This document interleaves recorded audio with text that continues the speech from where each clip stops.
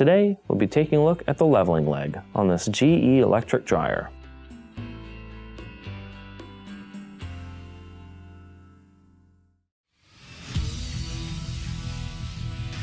Be sure to visit ApplianceVideo.com, where you will find thousands of repair videos on the latest technology. And for a limited time, you can save big on an annual membership and take advantage of all of our premium benefits. ApplianceVideo.com. Do it right the first time. Stop. Before beginning any repair, always be sure to disconnect the power to the appliance. It is also recommended to test the outlet for the proper voltage. You will need the following tools to complete this repair. Now that we have the unit tilted back, we have clear access to our leveling legs. Now the main reason why you'd be replacing a leveling leg would be if it is damaged, broken, bent, where the unit will not stay steady.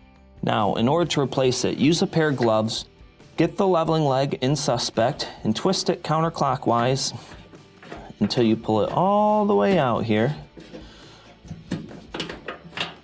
and then set it to the side. When installing your new leveling leg, get it lined up. Be careful, it is just plastic. We do not want to damage it, so make sure it threads perfectly.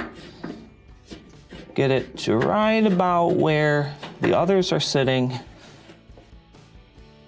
Carefully let the unit down, and this will complete your repair.